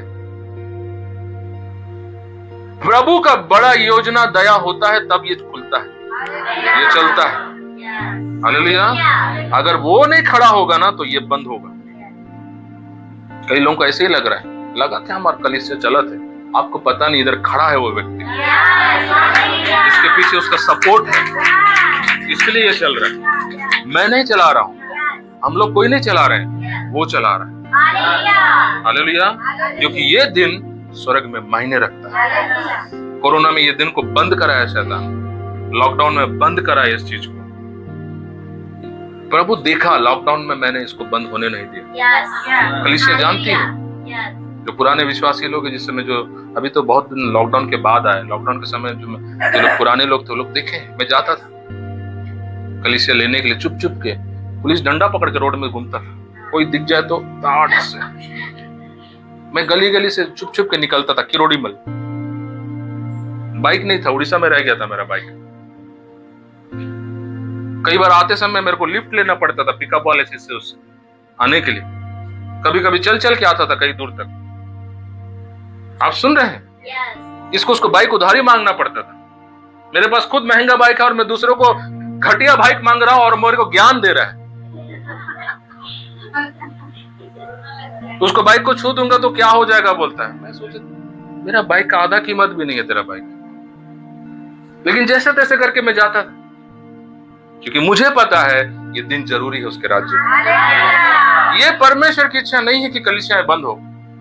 लोग ऑनलाइन में आ गए, लोग ऑनलाइन में प्रचार करने लगे, लोग ऑनलाइन में मीटिंग लगाने लगे और बोले नूह के दिनों को याद कीजिए, नूह जहाज में छिप गया, हम लोग भी आज जहाज में हैं। मैं बोले ये वचन नहीं है, शैतान बंद कर दिया और आप उसको वचन से जोड़ रहे हैं। आप समझ गए? मुझे लगता है वो दिनों का फल है जो आज ये कलीसिया चल रहा है। Hallelujah, hallelujah. प्रभु हृदयों को देखता है, जो उसके लिए आगे बढ़ता है, उसका काम के रोकने के लिए जो नहीं चाहता है, उसका मर्जी को पूरा होने के लिए जो ताकत लगाता है, प्रभु उनके साथ खड़ा होता है। हालेलुया। ये बात आप भी सीखिए, आज इस बात को सीख कर जाइए। प्रभु के लिए किया हुआ काम व्यर्थ कभी नहीं जाएगा। बोलिए अपने पड़ोसी को, आने वाले दिनों में आप देखेंगे जो आपने बोया वो आप काटेंगे। हालेलुया। आप समझ गए मेरी बात को? प्रभु आपको विश्राम देना चाहता है। क्या देना चाहता है? ये वाला विश्राम, कंबल ओढ़ के कौन सा विश्राम? उसके ऊपर विश्राम, उसमें आनंदित होना, उसको सौंप देना, अपना सारा टेंशन उसको दे देना, सारा बोझ उसको दे देना। इधर खड़े होकर जैसे जिंदगी में कोई दुख नहीं है, नाचते उसकी आराधना करना।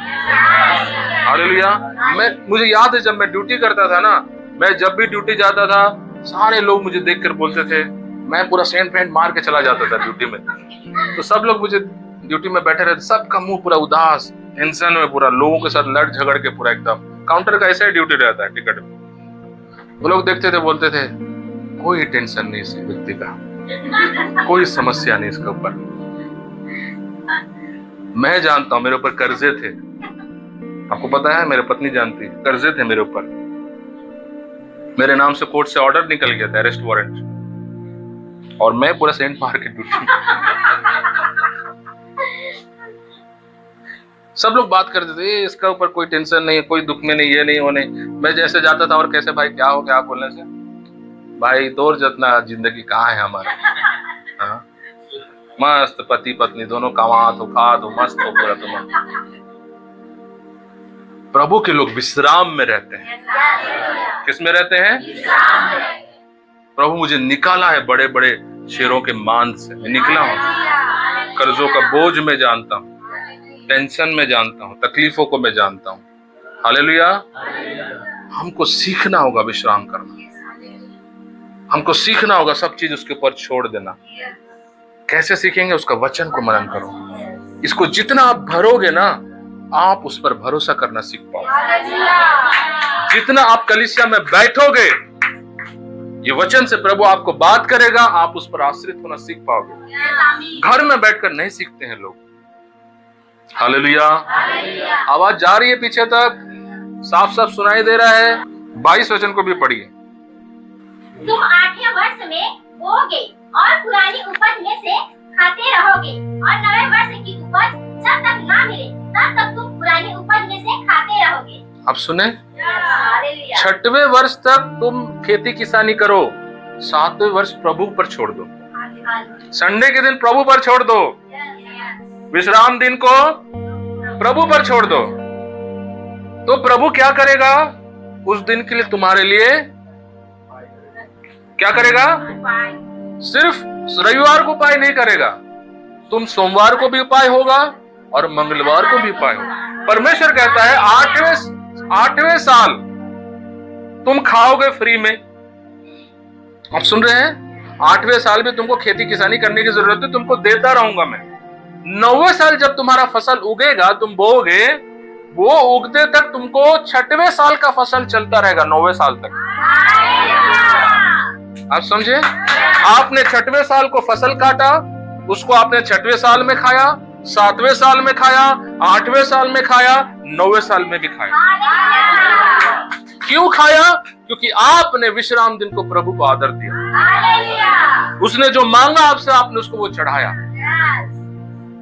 हालेलुया। हम कितना हल्के में लेते हैं।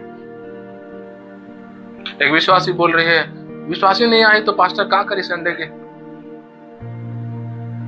यहां लोगों को लगता है मेरे लिए आ रहे हैं सब लोग, ये प्रभु का है, ये पास्टर का नहीं। हालेलुया। ये दिन किसका है? आप मेरे लिए नहीं आ रहे हैं, आप किसी के लिए नहीं आ रहे, आपके पड़ोसी के लिए, आप सिर्फ और सिर्फ उसके वचन के खातिर उसके लिए आ रहे हैं। क्या प्रभु आपसे बात कर रहा है? क्या आप सीख रहे हैं? ऐसा काम में मत फंसो जिसमें आपको विश्राम दिन से अलग रहना पड़े। ये गुलामी है। शनिवार को ये सब बातें हम लोग सुन रहे थे। प्रभु आपको दूसरे का गुलाम नहीं देखना चाहता, वो आपको अपना गुलाम बनाना चाहता है। परमेश्वर इस्राएल से कहता मैं तुमको मिस्र की गुलामी से क्यों निकाला, फिर से दूसरे का गुलामी में चले जाओ, मेरा गुलामी में रहो। परमेश्वर को राजा भी नहीं देना चाहता, मैं राजा बनूंगा, लेकिन वो बोले नहीं, हमको कौन चाहिए? शाऊल चाहिए, हमको गुलामी में ही रहना है। सीखो आज ये बात को, गुलामी परमेश्वर की इच्छा नहीं है। ना किसी कंपनी, ना किसी सेठ, ना किसी व्यक्ति, ना किसी समाज, ना कोई रिश्तेदार, किसी का भी गुलामी में आप कभी नहीं रहना है। ये वचन सिखाता है। क्या है किसी का गुलामी में रहना? वो आप पर हावी होते हैं, वो आपका हृदय को नियंत्रण करते हैं, वो आपके फैसलों को चलाते हैं। आप कोई भी डिसीजन लेने से पहले उनका मुंह एक बार देखते हैं। ये गुलामी है। आप कोई भी फैसला लेने से पहले ना प्लांट को, ना सुपरवाइजर को, ना सेठ को, ना मम्मी को, ना पापा को, पहले परमेश्वर को देखना है। वो क्या सोचेगा मैं काम करूंगा तो। आप समझ गए मेरी बात को? आप जब पहला परमेश्वर को देखें कि क्या उसको पसंद है कि नहीं, ये बात दिखाता आप उसका गुलाम है। लेकिन आप उसको नहीं देखेंगे, आप पहले लोगों को देखेंगे कि ये बुरा मान जाएगा या वो मेरे को घर से निकाल देगा, आप उन लोगों का गुलाम है। परमेश्वर आपको किसी का गुलामी में नहीं देख सकता। बोलिए बात अपने पड़ोसी। हमको लगता है प्रभु सिर्फ हमको शैतान का गुलामी में नहीं देख सकता, वो आपको मनुष्यों का भी गुलामी में नहीं देख सकता। इसलिए उसने इस्राएलियों को कहा, तुम्हारे भाई बहन लोग जो तुम्हारे घर में नौकरी कर रहे हैं, काम कर रहे हैं, उनको 7वें दिन रिहा कर देना।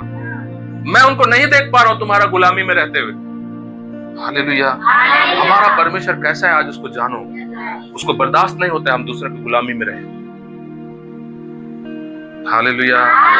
कितना प्रेम करते हैं हमको बर्दाश्त नहीं कर पाता है दूसरे के कब्जे में रहना। यशिया में हम जाएंगे। यशिया की किताब 56 अध्याय हम लोग निकालेंगे। यशिया की किताब 56 अध्याय 56 अध्याय का 2 वचन को पढ़ेंगे।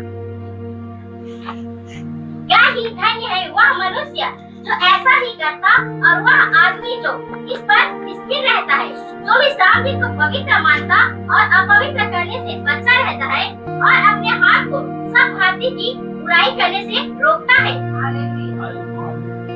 आप सुन रहे हैं परमेश्वर क्या कहता है? क्या ही वो धन्य है वो व्यक्ति जो क्या करता है? विश्राम दिन को क्या जानता है? यिर्मयाह का 17 अध्याय हम लोग निकालेंगे। यिर्मयाह का 17 उसका 21 वचन। यिर्मयाह 17 अध्याय का 21 वचन। यहोवा यूं कहता है, सावधान रहो, विश्राम के दिन कोई बोझ मत उठाओ और न कोई बोझ यरूशलेम के फाटकों के भीतर ले आओ। क्या कहता है परमेश्वर? सावधान रहो, विश्राम दिन के दिन कोई बोझ। बोलो अपना पड़ोसी को, विश्राम दिन में कोई बोझ मत उठाओ। आप समझ पा रहे हैं क्या इसका मतलब? प्रभु को देने वाले दिन के समय कोई बोझ आपके सिर पे नहीं होना है। कोई बोझ पहुना आए है, अपन खुद रांध के खाए। दिखा दो मन किचन कती है, दिखा दो राशन कहाँ रखे हो, भैया बना के खा लो। कोई बोझ मत रखो, आजाद रहो। हालेलुया। कई लोग बैठे हैं, फोन बार बार देख रहे हैं, के बज गए, कहाँ ड्यूटी जाना है।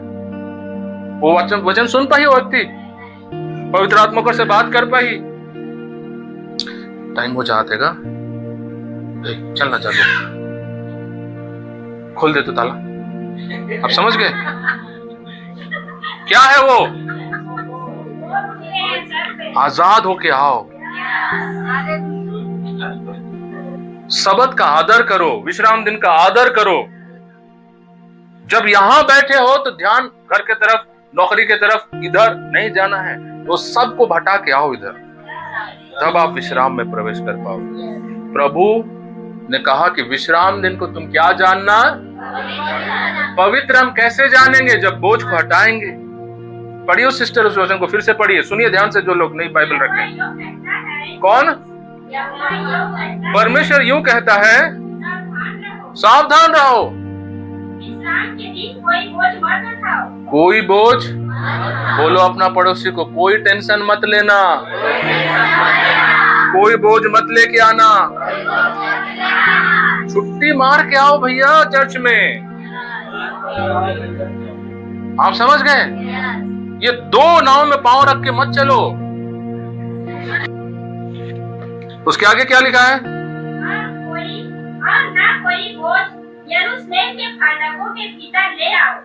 प्रभु के भवन में कोई बोझ लेकर मत आओ कहता है।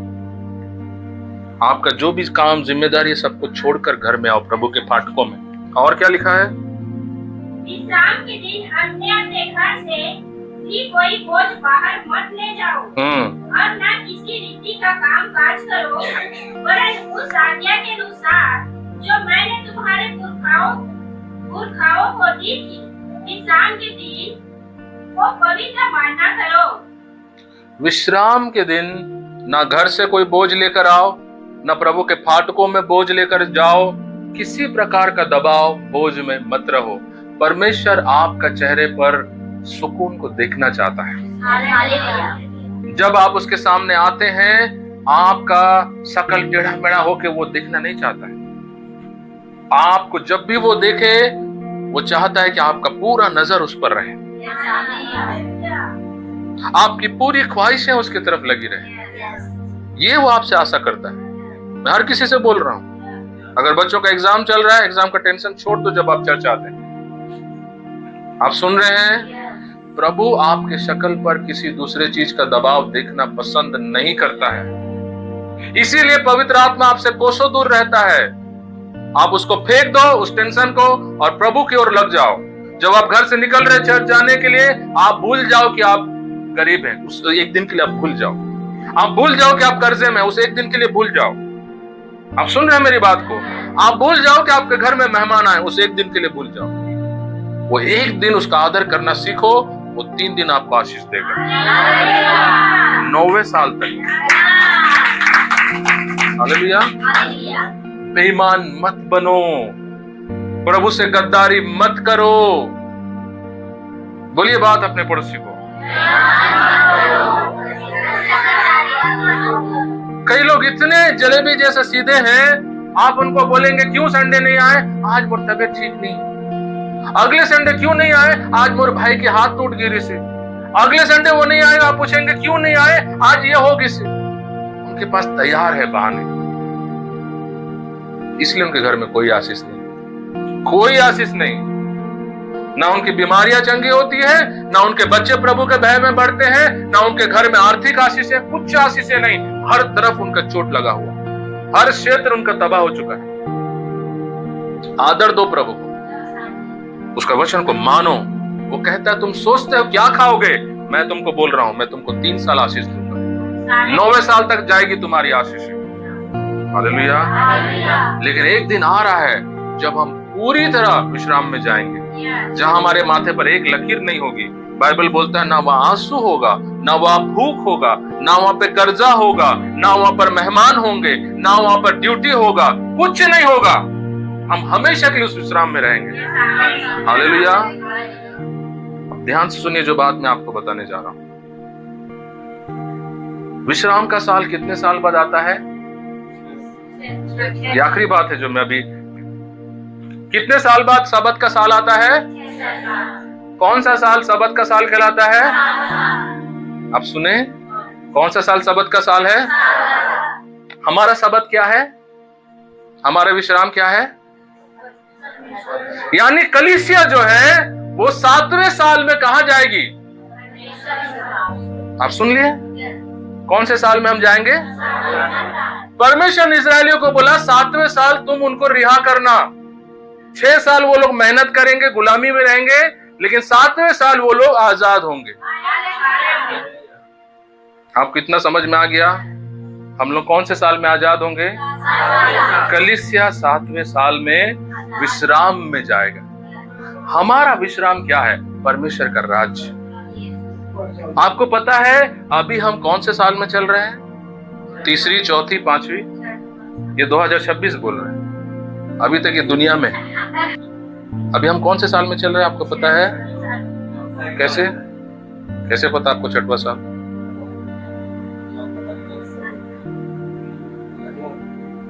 सुनिए ध्यान से, आदम से लेकर अब्राहम तक 2000 साल है। कितने साल है? जब परमेश्वर मनुष्य को बनाया, आदम से लेकर, आदम जब निकाल दिया गया अदन की वाटिका से, आदम से लेकर नूह, अब्राहम, दाऊद, ये आदम से लेकर नूह, नूह से लेकर अब्राहम तक कितने साल हैं?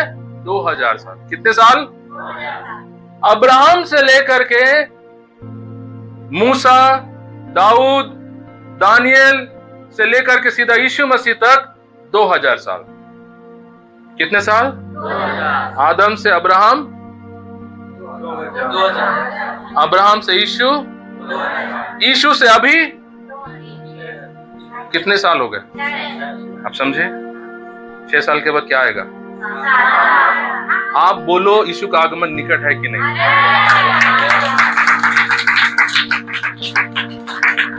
आई से समझ में? आपको समझ में आ गया? प्रभु का राज्य बहुत निकट है। हम कभी भी रैप्चर हो सकते हैं, हम कभी भी उठाए जा सकते हैं। 6 साल पूरा हो चुका है। परमेश्वर बोला 6 साल तक वो लोग काम करेंगे, 7वें साल उनको रिहा करना। 1000 का जो राज्य जो होगा, यीशु मसीह आएगा इस पृथ्वी पर, जो प्रचार मैंने आपको सिखाया यहाँ पर, आपको याद है वचन? 1000 साल हम क्या करेंगे? 6000 साल के बाद 1000 साल, 7000 साल। आप समझ गए? वो विश्राम का साल होगा। 6000 साल बीत गए, अभी हम 2026 में। यीशु का जन्म से लेकर 2000 साल तक 6000 साल, अब 7000 साल का शुरुआत हो चुका है, जिसके हम 26वें साल में हैं।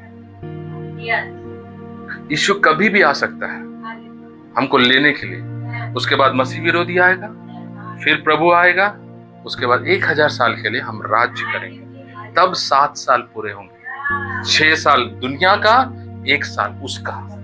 6 दिन पृथ्वी का, 1 साल परमेश्वर का। आया समझ में आपको? इसलिए तैयारी करो अपना जीवन को। हम दूर नहीं है प्रभु के आगमन से। परमेश्वर का वचन हमारे आंखों के सामने पूरा होते जा रहा है। ये सारे जो नियम इजरायलियों को परमेश्वर ने सिखाया, ये नियम नहीं थे, ये आने वाले दिनों का उदाहरण था। इसलिए पौलुस कहता है एक दिन रखा है हमारे लिए, विश्राम का दिन।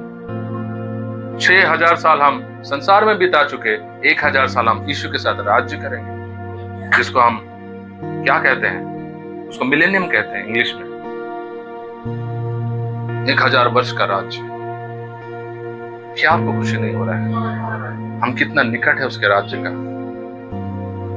आपको पता है प्रभु क्यों अचानक से आएगा हमको बिना बताए? कभी आप ये बात सोचे हैं? कभी सोचे आप प्रभु हर बात हमें प्रकट करता है, लेकिन उसका आगमन का बात वो हमें प्रकट नहीं किया। वो बोला मैं कभी भी आऊंगा, चोर की नहीं। क्यों वो अचानक से आएगा? आवाज जा रहा है पीछे तक? प्रभु अचानक से क्यों आएगा बिना बताए? कई लोग बोलते हैं कि यीशु मसीह जो है 2039 तक आएगा। कई जो हिसाब किताब करने वाले जो शास्त्री लोग होते हैं, जो बाइबल, वो लोग कह रहे हैं कि यीशु मसीह 2049 या 39 तक उसके बीच में आ जाएगा। जो लोग जोड़ घटान करते हैं, जो बहुत ज्ञानी लोग होते हैं, बाइबल के शास्त्री लोग, हम लोग बहुत निकट है प्रभु के आगमन। 7वें साल में हम कदम रख चुके हैं, 7वां सबत का साल में। हमको और सोना नहीं है, हमको और खेलना नहीं है। प्रभु इसलिए अचानक से आना चाहता है क्योंकि अगर आपको कोई फोन करके बोल दे कि भैया मैं 1 घंटे में आपके घर आ रहा हूं, बहनी मैं 1 घंटे में तो घर आता हूं, आप क्या करेंगे? तुरंत झाड़ू लगाएंगे, तुरंत बिस्तर सजा देंगे, तुरंत चाय चढ़ा देंगे, सब तैयारी कर लेंगे। लेकिन अगर कोई व्यक्ति आपको बिना बताए आपके घर पहुंच गया, आपका बाल पागल जैसा बिखरा हुआ है, कपड़ा फटा हुआ पहन के घूम रहे हैं आप घर में, तकिया चादर सब इधर गिरा हुआ है, हाँ, गमछा लटका हुआ है दीवार में आपका। प्रभु जानता है अगर वो बता के आएगा ना, मैं फलाने साल फलाने तारीख को इतने बजे आ रहा हूं, उस दिन आप पूरा चुन्नी ओढ़ के पूरा एकदम धर्मी बन के बैठ जाओगे प्रार्थना। वो जानता है क्योंकि हम दिखावटी लोग हैं। प्रभु हमारे अंदर वो 1 दिन की तैयारी नहीं चाहता है, वो हमारा स्वभाव चाहता है। पवित्रता ही हमारा स्वभाव बने, ना कि उस 1 दिन के लिए हम पवित्र दिखें उसको। आया समझ में आपको? इसीलिए वो नहीं बताया हमको कब आएगा, ताकि हम निरंतर समर्पण में उसके सामने जीते रहें, ताकि हमारा चरित्र बन जाए उससे प्रेम करने वाला, ताकि हमारा स्वभाव बन जाए उसके लिए व्याकुल रहने वाला। नहीं तो अगर वो डेट बता दिया, उसी दिन हम व्याकुल हो जाएंगे, उसी दिन हमारे अंदर भक्ति कहां से फूट जाएगी पता नहीं। परमेश्वर सही किया वो हमको नहीं बताया, ताकि हम रोज उसके भय में चले। आपको वो डेट बता देना, उस दिन आप छुट्टी मार दोगे, पूरा दिन घर में प्रार्थना में बैठे रहोगे। सुबह 4 बजे से कई लोग 12 बजे होल नाइट प्रेयर में बैठ जाएंगे, देखो प्रभु मैं आपके लिए कितना समर्पित हूं। तो बोला मैं आऊंगा जब पता चल जाएगा तो कितना समर्पित है। वो उस दिन आएगा जिस दिन आपका प्रार्थना बंद होगा। वो उस दिन आएगा जिस दिन आप जाकर के प्लांट में फ्रेंची पाना पकड़ के घुमा रहे होंगे। वो उस दिन आएगा जब आप बाजार घूमने चले गए, मॉल में घूम रहे इसके उसके साथ। वो उस दिन आएगा जब आप जाकर के बोल रहे हैं भैया दे तो 10 रुपए का एक गुड़ाकू। उस दिन वो आएगा। आप डब्बा लेके आ रहे होंगे घर, यीशु आएगा बाद में। आप समझे? तैयार रहो। फेंको गुड़ाकू का डिब्बा को, फेंको माखुर को, फेंको अपना गुलामीपन को, प्रभु का गुलाम बनो। 1 दिन उसको आदर दो, वो बोलता 3 दिन मैं तेरे साथ रहूंगा। वो किसी का कर्जा नहीं रखता अपने पर।